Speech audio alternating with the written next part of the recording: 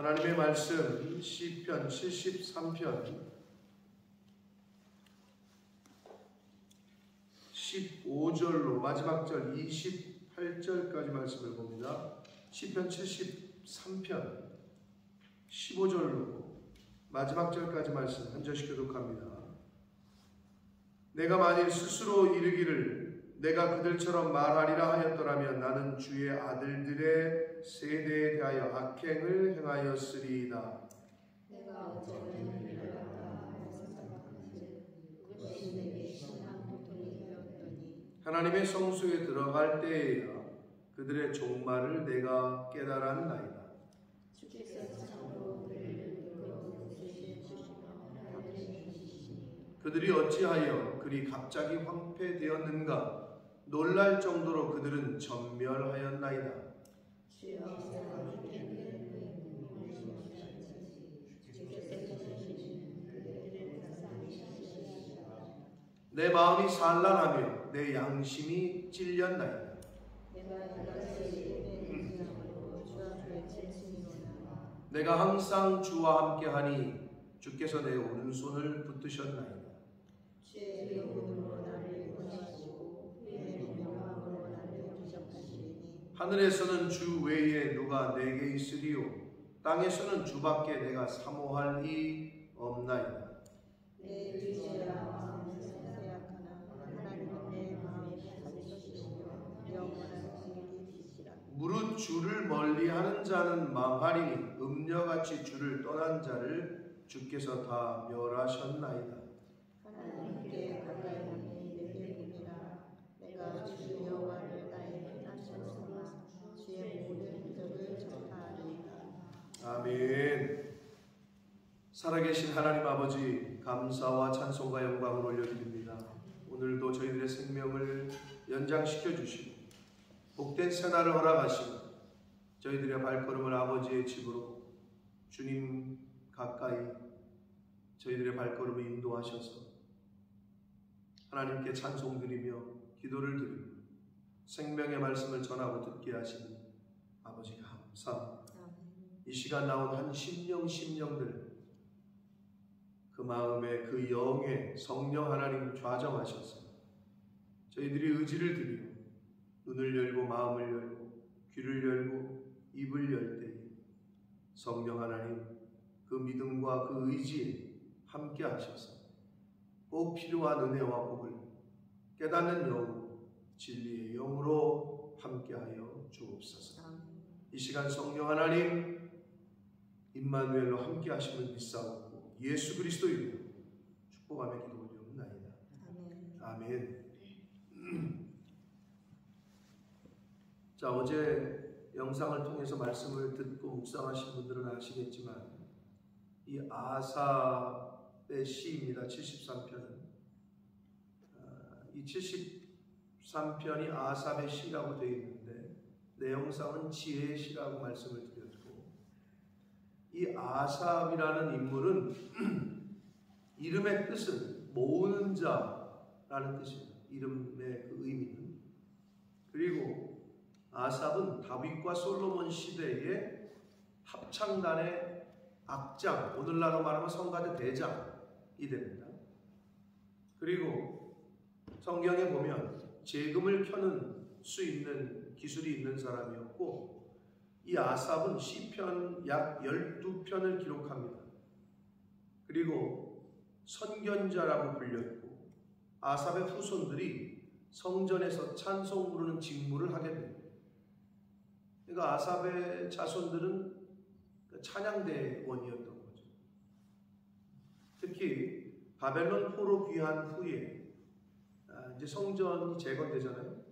그래서 그 성전 재건할 때 기공식을 하잖아요. 기공식, 기공예배를 드리잖아요. 오늘날 건물을 짓거나 뭐 집을 짓거나 할 때 그 기공식 때, 성전 기공식 때 찬송을 부르게 됩니다. 아삽의 자손들. 그러니까 성가대 찬양대로서의 사명을 감당을 했고 정말 복된 일을 했죠.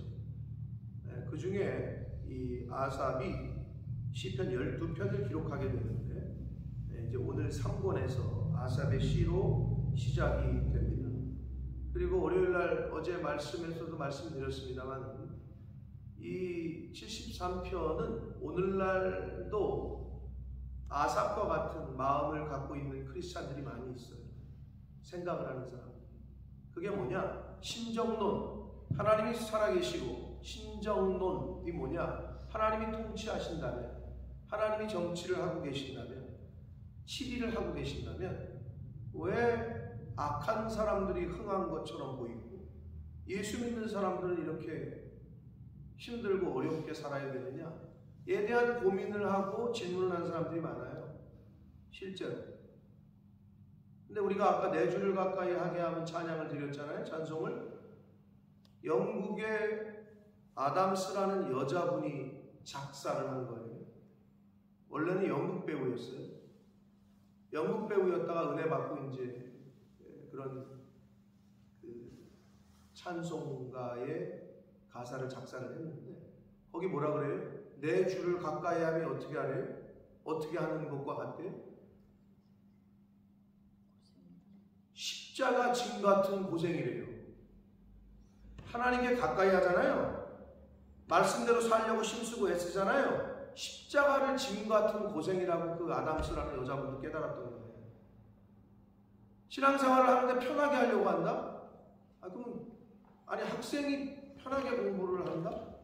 공부하는 게 힘든 거예요. 자기 자신을 놀고 싶은 유혹, 나가서 뭐 오락실 가고 싶은 유혹 참고 견뎌야 공부를 할 수 있는 거고, 그래야 좋은 대학 가는 거고, 그래야 시험에 패스하는 거고. 똑같아. 모든 게 순리가. 신앙생활을 편하게 한다? 그거는 맞지가 않다니까요. 그래서 신앙생활은 손과 발과 지갑으로 하는 거라니까요. 근데 손도 편하고 발도 편하고 지갑도 안 연다. 신앙생활을 제대로 하고 있지 않은 거예요. 그러니까 역대의 성경에서 가르쳐주는 모든 말씀과 믿음의 선배들이 깨달았던 거는 내 주를 가까이 하게 함이 십자가 짐 같은 고생이라니까요. 근데 그런 고생이 없다. 네가 나를 따라오려거든 박해도 함께 받을 거다. 네 십자가를 져야 될 거다. 예수님이 가르치셨잖아요. 근데 십자가를 지려고 안 해. 이제 뭐 침묵 활동하는 거죠. 침묵 활동. 여러분 신앙생활을 침묵 무슨 종교 행위처럼 하시는 분들이 있어요. 교회 나오시는 분들 중에. 왜? 아직 진리를 접하지 않았기 때문에. 아직 예수 그리스도의 은혜를 깨닫지 못했기 때문에. 복음의 감격이 뭔지 모르기 때문에. 그런 사람들의 특징은 거의 똑같아요. 왜 이 교회는 이런 프로그램이 없어요? 여기는 뭐가 없어요? 저기는 뭐가 없어요? 그럼 그런 교회를 찾아가면 되는 거고. 근데 이제 신앙생활을 오랫동안 했는데도 그런 분들이 있어요. 신앙생활이 뭔지를 아직도 모르는 거지. 다시 말씀드려요. 신앙생활은 나를 치는 거예요. 내가 변화되는 거라고. 내가 변화되지 않고는 아무도 변화되지 않아요. 내가 안 변하는데 여러분 세상은 그대로 있어요. 항상. 나무는 항상 저 자리에 있다고. 항상 태양은 뜨는 거라고. 세상은 안 변해요. 내가 변하면 다 변하는 것처럼 보이는 거지. 내 눈이 안 변하기 때문에, 내 시각이 안 변하기 때문에 그러는 거예요. 이 아삽도 똑같은 고민을 했어요. 하나님이 살아계신데 왜 악한 사람은 형통하고, 왜 예수 믿는 사람은 이렇게 고민이, 왜 어렵게 살아야 되고, 왜 이렇게 고통스럽게 살아야 됩니까? 여기 어저께 뭐라고 그랬어요? 어제 말씀. 그들은 죽을 때도 고통이 없는 것처럼 보이고, 그들은 힘이 강하고, 사람들이 당하는 고난이 그들에게는 없고. 그들이 누구야? 악한 사람들이야. 사람들이 당하는 재앙도 그들에게는 없다.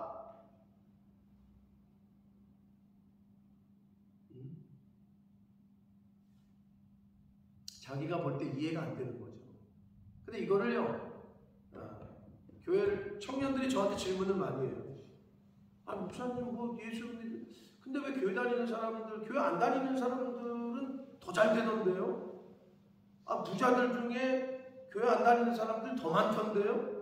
그들은 그렇게 어떻게 이렇게 되는 거예요? 당연히 그 수준에서 얘기를 하죠. 왜? 그들의 눈에는 복 이퀄 돈이라는 생각이 있다니까. 그런데 교회 다니는 사람들도 10년, 20년, 30년 모태신앙의 사람들도 거기 수준에 머물러 있어. 복 이퀄 재물이야. 나는 그렇지 않나를 살피시라. 내 기준, 내 어떤 뷰포인트가, 내 가치관이 그렇게 돼 있지 않아요. 제가 몇 번 말씀드렸죠? 아유, 저 집 잘 살아. 저 사람 잘 사는 사람이요. 잘 산다는 게 우리 생각에는 어떻게? 이퀄 돈이요. 돈이 많은 게 잘 사는 거래. 바르게 사는지, 정신이 똑바로 박혔는지, 올바르게 사는지, 정직하게 사는지, 그게 잘 사는 거지. 어떻게 잘 사는 게 돈 많은 게 잘 사는 거야. 근데 세상은 이미 그렇게 돼버렸네?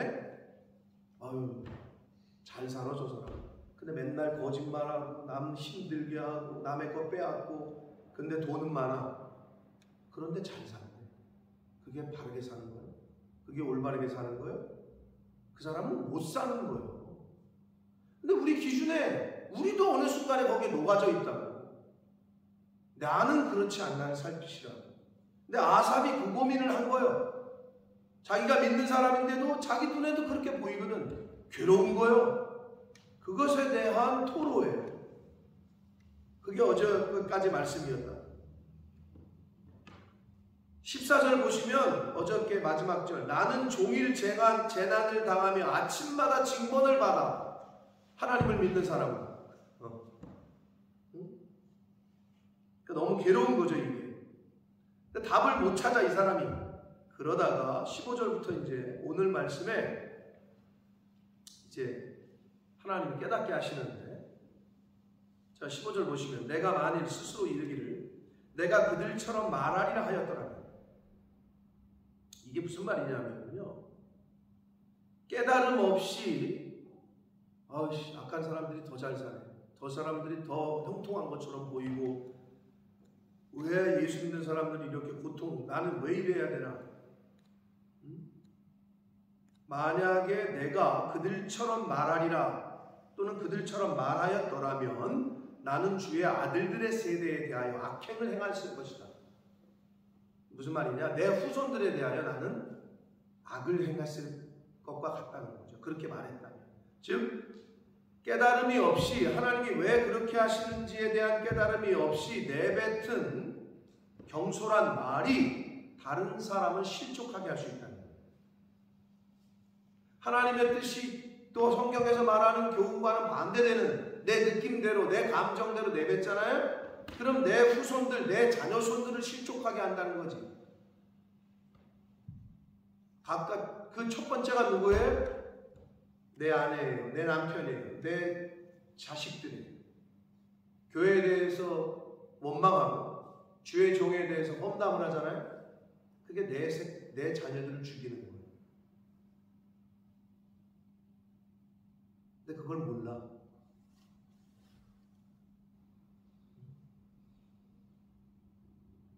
지금 그 말을 하고 있는 거라고, 아삽이. 내가 만약에 그들처럼 말하리라 하였더라면 주의 아들들의 세대에 대하여 악행을 행했을 것이다. 16절, 내가 어쩌면 이를 알까 하여 생각한지 그것이 내게 심한 고통이 되었다. 해답을, 왜 이게 해답이 안 되는 거죠? 하나님이 살아계시고 신정론, 하나님이 통치하시는데 왜 도대체 악한 사람들이 형통할까? 자기 눈으로 볼 때 많은 고민과 생각을 했다는 거예요. 심한 고통스럽다는 거지 그게. 그런데 17절, 하나님의 성소에 들어갈 때에야 그들의 종말을 내가 깨달았습니다 라고 말을 해요. 사랑하는 성도 여러분, 시선을 세상에서 하나님께 돌릴 때에 비로소 해답을 찾게 됩니다.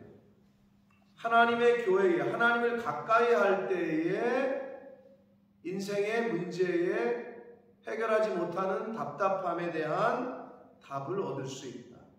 성경을 가까이 하실 때에 여러분의 고민의 답이 그 안에 있습니다. 아멘?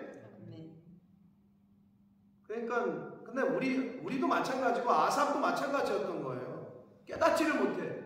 그리고 자기가 너무 고통스러워. 그렇게 느껴지는 것도 고통스럽고 그렇게 생각이 되는 것도, 그리고 자신의 처지가 너무 고통스러운 거지.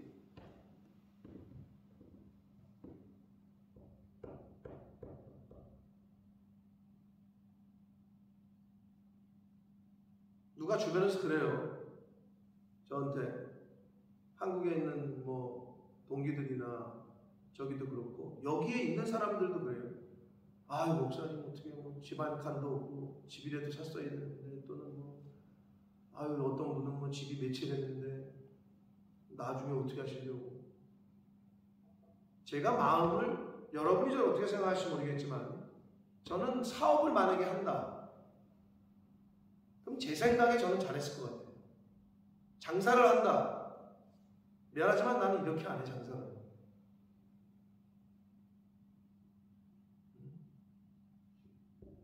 근데 왜 안 했냐? 못해서가 아니야. 그게 나에겐 우선순위가 아니었기 때문에 안 한 것뿐이에요. 온 지 2년 만인가 3년 만에 여러분 아시는 웨스트웨이 샀잖아요. 가진 거 하나 없이 100%, 물론 장모님 아파트를 담보로 하는 못된 사위가 됐지만 100% 빚으로 깡이요, 무식한 거예요. 근데 내 마음은 프라이어티가 그게 아니야, 우선순위가. 근데 나는 가만히 있는데 자꾸 주변에서 그래. 노후 어떡할 거냐고, 이제는 옮겨야 될 때 아니냐. 나이 50이면 이제는 뭔가 해야 되는 거 아니냐. 그리고 너 거기 있으면 20년은 거기에 있었는데 뭐가 있냐. 20년 후에도 똑같을 거다. 똑같겠지. 근데 하나님이 책임지시겠지. 지금까지 20년을 살게 하신 것처럼. 근데 주변에서 자꾸 그래. 그러면 내가 집을 서너 채를 못 가지고 있는 게 바보 같은 인생을 사는 건가? 저는 그렇게 생각해요. 나를 그렇게 걱정해 주는 건 고마운데, 내 동기들도 그런 소리를, 선후배들이, 목사님 이제 나오셔야 된다고.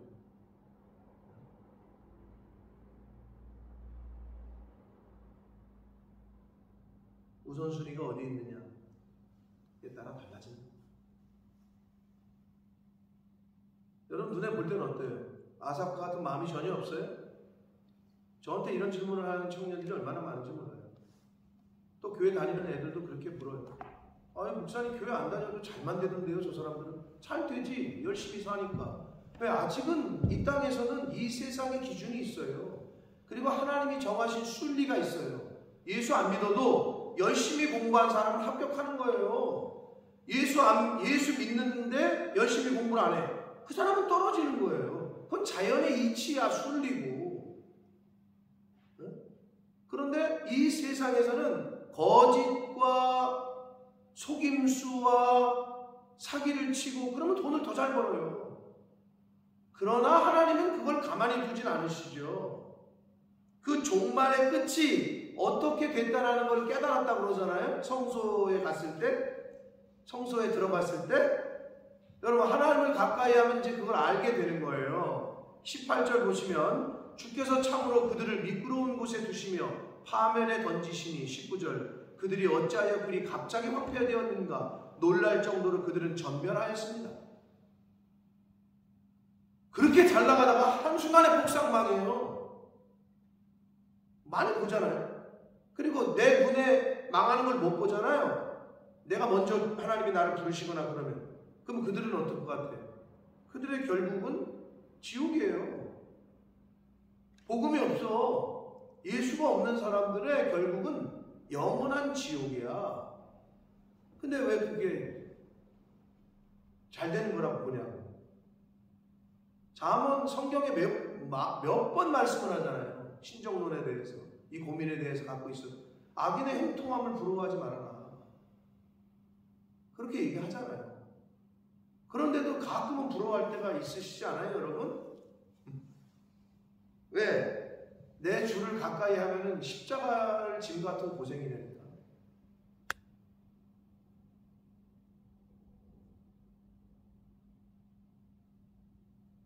그러니까 어떤 일을 이렇게 하는 거 보면 꾸준히 하는 사람들이 있어요. 묵묵하게. 이게 굉장한 거예요. 쉽지 않아요.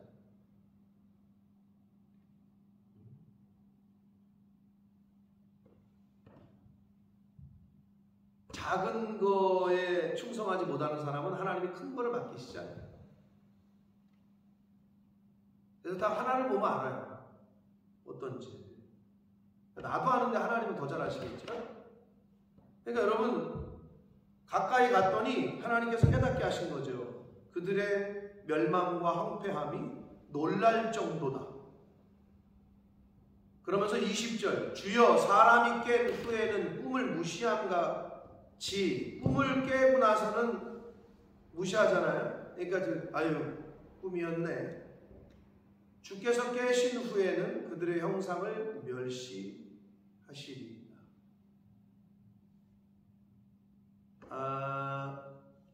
일장춘몽이라는 사자성어가 있죠? 들어보셨죠? 그게 근데 뭔 말이에요? 일장춘몽이 무슨 의미예요? 들어는 봤는데 의미가 무슨 의미예요? 모르겠어요?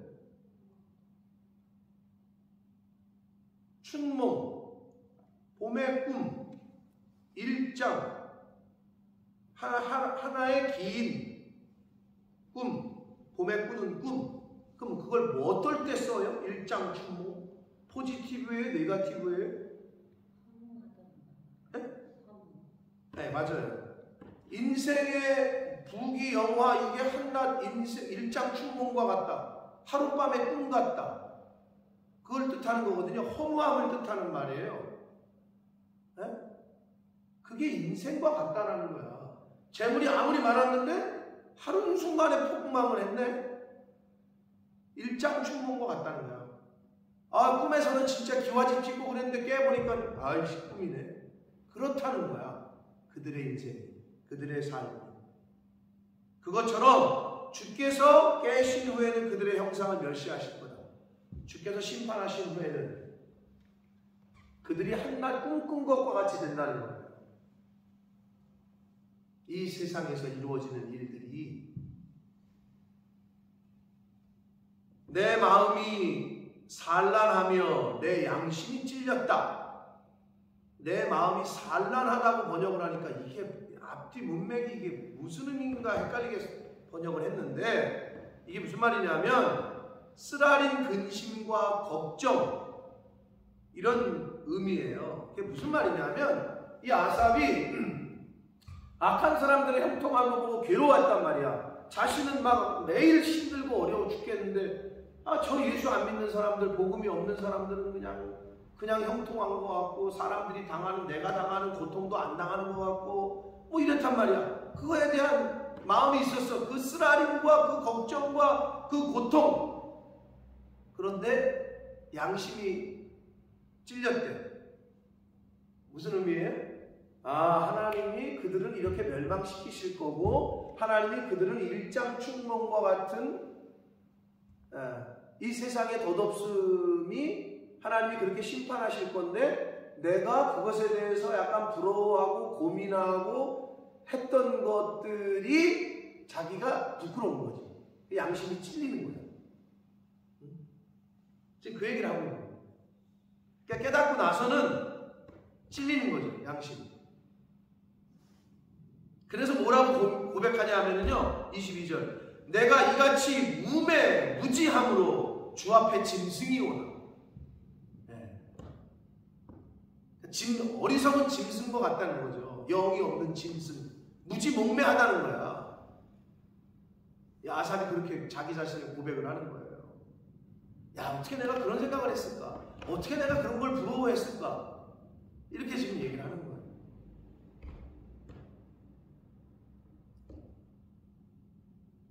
무지함으로 주 앞에 짐승이 오나. 그런데 23절 내가 항상 주와 함께하니.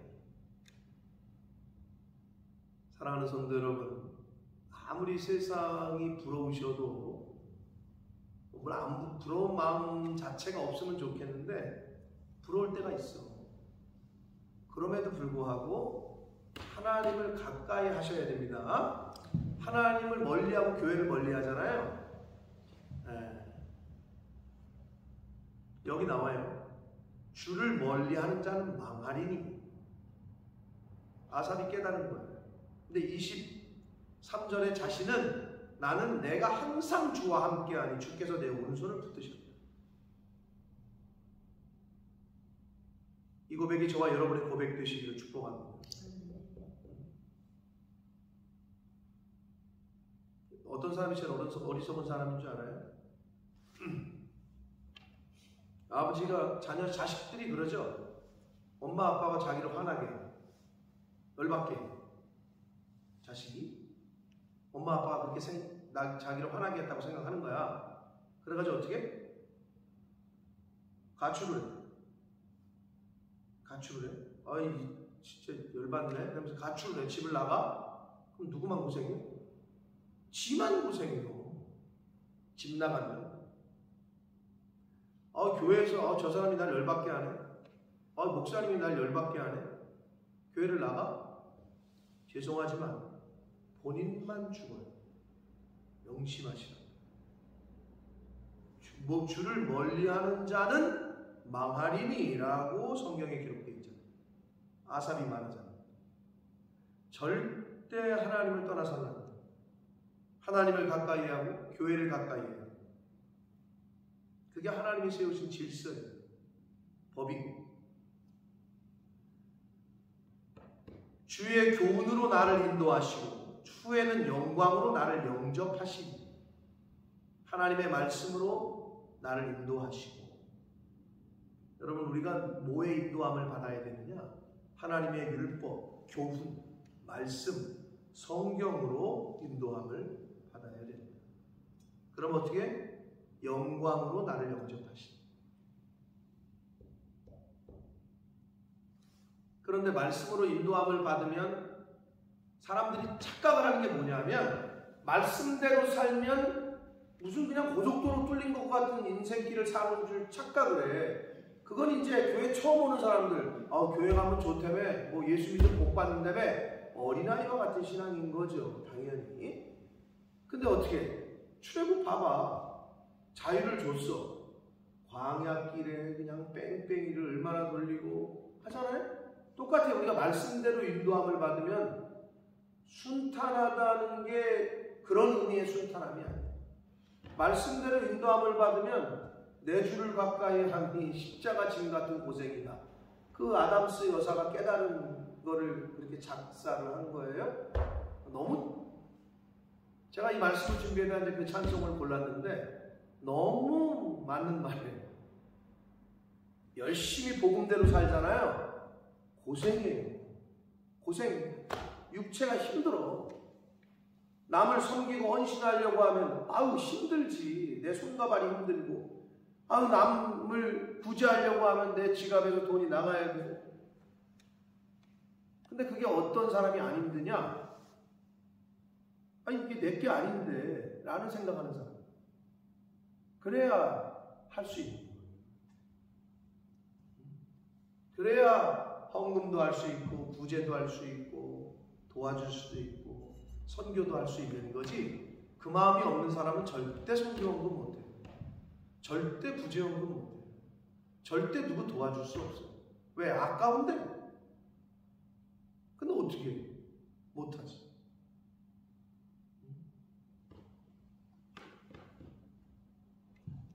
25절 하늘에서는 주 외에 누가 내게 있으리요 땅에서는 주밖에 내가 사모하리가 없습니다. 이 고백이 저와 여러분의 고백되기를 축복합니다. 주밖에는 사모하리가 없습니다. 내 육체와 마음은 쇠약하나 하나님은 내 마음의 반석이시오 영원한 분길이시라 라고 말합니다. 이 분깃이라는 말은 아삽이 레위인 또 성전에서 일하는 사람으로서 이스라엘 지파가 드리는 11조로 살아가는 레위 지파에 속해 있었단 말이에요. 따라서 약속의 땅 가나안에서도 그의 분깃은 오직 하나님이 주시는 것밖에 없었단 말이에요. 그러니까 영원한 분깃은 하나님이시라는 거죠. 그 고백을 하는 거예요. 지금 이 세상 것이 아니라. 근데 이제 이 세상 영원한 분깃이 하나님이라고 사는 사람들의 삶은 삶 속에서 나타나. 내 분깃은 하나님이다 라는 사람들은, 근데 내 분깃은 재물이다 하는 사람들과는 구별이 되었다. 그러면서 27절, 무릇 주를 멀리하는 자는 망하리니, 아주 정확하게 표현을 하고 있어요. 주를 멀리하면 망할 것이다. 음녀같이 주를 떠난 자를 주께서 다 멸하셨다. 주를 떠났다는 거는 다른, 그러니까 우상에게 갔다는 거죠. 결국 하나님을 떠났다는 것, 내 품을 떠나는 것은 다른 사람의 품으로 갔다는 것을 의미하는 거거든요. 하나님을 떠났다는 건 세상으로 갔다는 걸 의미하는 거예요. 세상에 있으면서 하나님을 양다리 걸치는 거지. 연애를 보자니 그렇게 못한다니까. 하나님을 섬길 거면 하나님을 섬겨야 되고, 세상을 섬길 거면 세상을 섬기는 거지. 두 개 다를 못한다니까요. 그러니까 한쪽을 빨리 정리를 하셔야 돼. 내 주변에서 섞여 있는 것들, 아직도 이렇게 한 다리 걸치고 있는 것들, 이런 것들을 끊어야 돼. 음녀라고 표현을 하시면서 음녀같이 주를 떠난 자를 주께서 다 멸하셨다. 그러면서 28절, 하나님께 가까이 함이 내게 복이라. 아멘. 네. 제가 이 말씀을 중심으로 해서 만든 CCM 찬양이 하나 있거든요. 제가 그 찬양을 링크에 올려드릴 건데 들으실 분들은 들으세요. 너무 은혜가 되는 찬양이 하나 있어요. 아마 유재권 집사님은 들어보셨을 만하고, 이사야 61에 내 주를 가까이 함이 내게 복이라. 하여튼 그런 너무 단순한 가사지만 너무 은혜스러운 찬양을 제가 이 말씀을 묵상하는데도 그게 떠올라가지고 제가 나중에 카톡으로 올려놓을 테니까 나중에 한번 들어보세요. 하나님께 가까이 함이 내게 복이라. 내가 주 여호와를 나의 피난처로 삼아 주의 모든 행적을 전파하겠습니다 라고 끝맺고 있습니다. 사랑하는 성도 여러분, 하나님을 가까이 한다는 것은 어떤 의미냐면 하나님을 피난처로 삼는 거예요. 즉 어떤 문제가 있을 때 하나님께 피해, 즉 어떤 문제가 있을 때 하나님께 가까이 나아, 어떤 문제가 있을 때 교회로 나아, 어떤 문제가 있을 때 말씀으로 가까이 가. 그 말은 뭐냐? 내가 해결하려고 하지 않고 하나님께 맡기는 거죠. 자식들이, 어린아이가 길 가다가 어떤 문제를 만나잖아요. 그러면 아빠 옆에 와가지고 아빠 바지가랑이를 꽉 붙잡아요. 앞에서 막 가다가 어떤 형들이 오잖아요. 그럼 뒤로 물러와가지고 아빠 뒤로 숨는 거예요. 그렇게 가까이 안 하다가도 손 좀 잡자면 손 뿌리치고 뛰어가다가도 어떤 문제가 무서운 게 있잖아요. 와가지고 아빠 손을 꽉 잡아. 그거예요. 그게 신앙생활이야. 근데 앞에 가가지고 지가 해결한다고 덤벼들잖아요. 저 터지지. 빨리 와서 아빠 옆에 딱 붙어야지. 간단해. 그 얘기 하는 거야. 그게 하나님을 피난처로 삼는 자의 모습이고 하나님을 가까이 하는 자의 모습입니다. 사랑하는 성도 여러분, 아주 오늘 핵심적인 교훈이 몇 가지 있어요. 주를 가까이 하는 것이 그게 진정한 피난처고 가장 안전한 세이프이고, 주를 멀리하면 망합니다. 아삽이 말한다. 하나님을 가까이 함이 내게 복입니다. 그러한 오늘 하루의 삶이 되시고 남은 인생을 그렇게 살아가시기를 예수 그리스도 이름으로 축복합니다. 살아계신 하나님 아버지, 감사와 찬송과 영광을 올려드립니다.